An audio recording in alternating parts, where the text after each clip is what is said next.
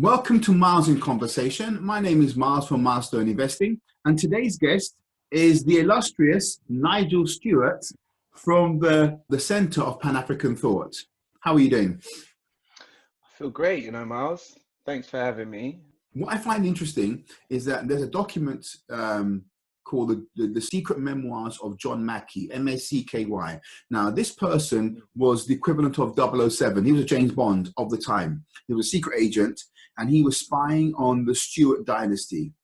The Stewarts were the kings who originally came from Scotland, and the first of that generation was the guy who's associated with the King James Bible, King James I of England, yeah? Anyway, when you read that book, it describes the children and the grandchildren, the great-grandchildren of the Stewart dynasty. Mm. And the secret part of that is that they look like me and you. Mm. They were the kings of England, looking like me and you. This is my book I bought from Amazon.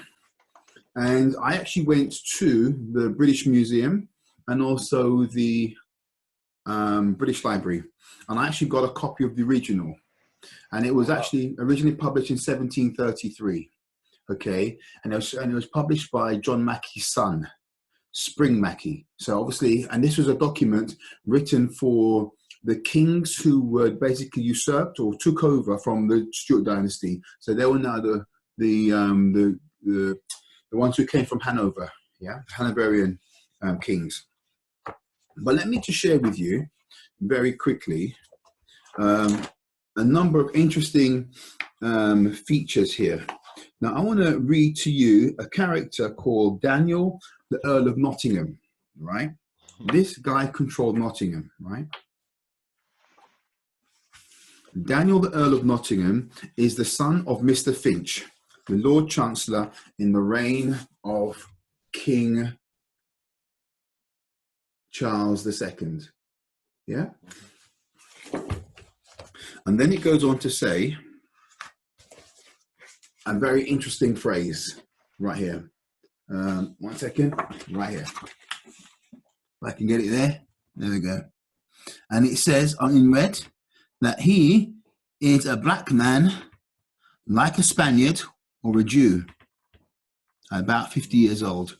So basically, in the 1700s, Jewish people in this country were black. Spanish people in this country were black. Now, we know why the Spanish were black, because the Moors made them black. Do you know what I mean? And they only had been kicked out by 200 years by this stage. So black nobility in Europe was commonplace. In this country, as well as in Austria, as well as in Germany, especially southern Germany, Austria, Denmark, Sweden, Norway, it was commonplace. So this concept of racism came at a much later time. There's another character called John, the Duke of Newcastle. And right down the bottom, it says he has a black, ruddy complexioned man.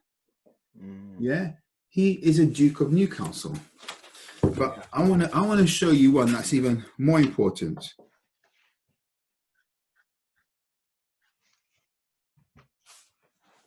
There's a man called Charles Lennos. Yeah, Charles Lennos, the Duke of Richmond. Yeah, and he says he's the son of King Charles II. Now, further down, it tells you what he looks like. I'll read it for you and I'll show it to you. He's a well-shaped, black-complexioned man, much like King Charles, his daddy. So, this is what I just read to you there. And he was not the only one. Yeah, so this is very to the research of people like Onyeka Nubia, who wrote Blackamoors. And now, this precisely is the Blackamoors of Europe. Yeah. Yeah. But this is, we don't get taught this. I think this is the point that you're trying to make, right? I'm saying to you, once you understand that racism was designed to almost disinherit us, Yeah. because a whole bunch of guys in 1740, if I'm not mistaken, there was a whole bunch of Scottish and Irish people who was in rebellion because the Stuarts were Scottish in origin. So they were in rebellion. And he basically gathered a whole bunch of Scottish people and Irish people, and he put them on a boat and sold them into slavery, into America and into the Caribbean. What was interesting, on a particular boat, on a ship, when you look at the log of the prisoners, about 20% of them were black people. Mm. And the most educated on that boat was a black man called Douglas Hume. Mm. And he was a lawyer and a writer in Scotland. He was born in Edinburgh, but he was basically part of the gentry aristocracy of this country. And so there was a history of where we were considered to be nobles, and then obviously that got altered. Do you know what I mean? And Yeah. the same thing happened in Spain, Portugal. They were the nobles, and the same thing happened all over. And I believe the Habsburg dynasty, who were the kings of Germany, who Queen Charlotte, who's related to Queen Victoria, she comes from that line. Saint Maurice, he's a different character. He was originally an Egyptian soldier who was fighting in the Roman army, and when he met and he was a Christian, and when he met some Christian Germans, he decided he didn't want to kill them, and as a consequence, he was basically killed by the Romans in what they call a decimation. And as a consequence of that, the German people made him their saint. Mm-hmm. They made him their saint. That's right. So this is what we're saying, is that the rehistoricizing of our history is important. Mm-hmm. We have to do that for ourselves. Absolutely correct. And this is why you need forums and spaces. And I don't think people value that enough. Because there are people that are teaching this. There are people that are changing the guard, and it's almost like an anti-education, or call it re-education. And this is part of the decolonization process in your mind, but you need places to do that. And that's why the center is so key. And going back to my earlier point, that's why having history on the curriculum, so we can study this kind of material, is so key. Because you got to understand what that does psychologically then, is that you're suddenly made visible in history. And what that does to the African mind, or to any mind, is powerful. And that's why, and it's systematically omitted from the mainstream system. So we have to inject it as a form of healing for our children today. And what I find let me also say as well, is that we have a lecture series coming up where we study the history of racism, well, particularly scientific racism.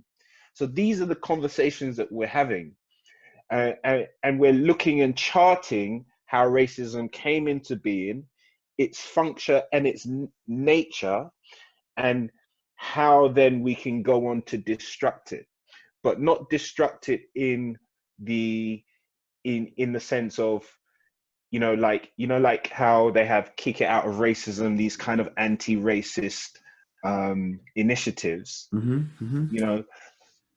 talking deconstruct it in our minds. I'm talking remove it from us, from inside of us, from the back of our cerebellum where it really exists. That's what we need to do. But I think this, actually, because I think you're absolutely correct. But here's what I understood when I started looking to what I just showed you, and much more. It became necessary for someone in Europe a long time ago, starting in 1485, by the way, with the Pope start kicking this off. It was very necessary in their minds to whitewash history and take us out of European history. We were removed from European history. We were removed. Now, someone decided a long time ago that was necessary to give them a psychological superiority complex because they were feeling inferior to a bunch of people who was more educated than them, richer than them. And remember, I told you it was based on class. It was class. And the black guys at one point were the upper class. And so therefore you had this mindset. But I think what happened is that when the Crusades, when they were fighting in the Crusades and they saw these black faces of the Moors, as in Muslim Moors, then they had a kind of thing, hang on, but these guys are enemies. What do we do with the guys living in our country who look like them, who look like the enemy? And I think that's when they started to create this new paradigm. But nonetheless, I see white supremacy and racism as mythology. It's not real. They're just 100%. Made up. It's made up ideas to kind of almost like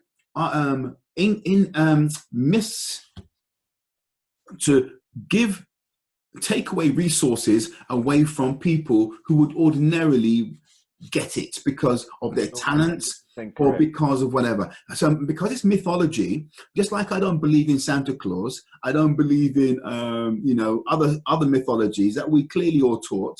This is another mythology. So when I hear this white supremacy, I'm thinking, I don't buy into that. And racism, I don't buy into it. It's nonsense. It's a mythology. And not only is it mythology, but when you go back into the correct history, before they whitewashed it, all the evidence is there. And the beautiful thing about history, of the European history, is that European history got started during the time of written records. Black history got started before. White history got started during the time when we were writing records. It's all recorded. You can go back to the evidence. It's all there.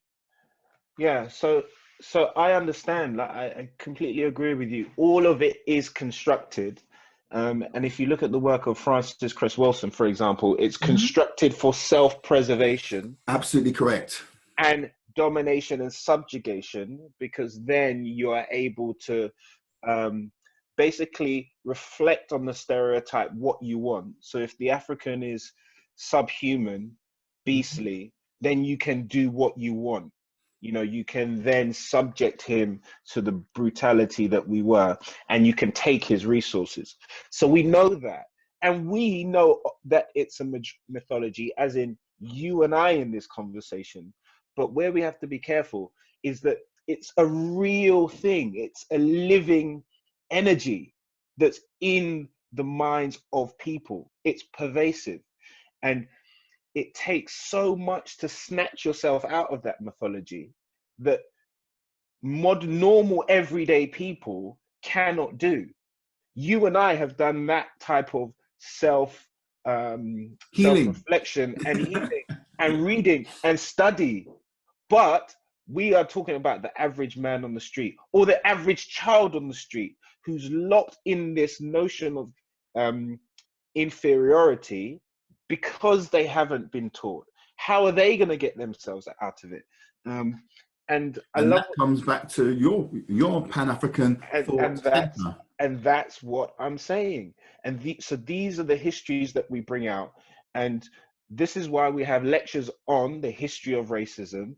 This is why we teach people that it is a mythology. We teach people the start of racism. But more importantly, that we teach people that now you can become raceless, as in you now have the tools to dismantle those very constructs in your own mind. And once you do that, you're a dangerous person because you no longer buy into the system. You no longer buy into I'm inferior and I'm subject to these frameworks and ideas, which are everywhere in our society. So it's all interlinked, and education is the start of that process. I totally agree, but I tell you what's also interesting. I'm banging on that. I'm banging the education drum. No, we have to. You have to. That's essentially all that's going to emancipate us. It's the lack of knowledge that kills us. But watch this. I've come to the conclusion: every human being, no exception, is a programmable living organism. Correct. We can be programmed by any society we go into. And Nigel, if you were born in China to the same parents, you'd be speaking to me in Mandarin right now. Correct. The mere fact that you're not speaking, I don't speak, ni hao. The mere fact that we're not speaking Mandarin is because of where we were born. We were born in England to Jamaican parents. Okay. And so We are programmed. So all you have to do is just program correctly in the beginning. And guess who are the first teachers to children? The parents. Before you even go to school, the parents have you literally latched to the breast. And while you are there suckling, that mother should be talking to you, right there, programming you. And there's this idea that the foundational program period is between 0 and 7 years of age. Yeah. That's it right there. Yeah. And you told me your child is 3. Yeah. So I'm going to share I'm going to give you a gift right now. Between the age of 0 and 7, your child can learn anything because their brain is in what Bruce Lipton calls the hypnosis phase. Whatever they see, whatever they experience, they're going to pick up automatically. Their brain is like a tape recorder. It's recording everything. They don't have to learn formally. They will pick it up just from being in the environment through osmosis. What that means is this: if a parent is smart, they will see to it that during the first 7 years that their child is exposed to a foundation that makes them a genius in later years.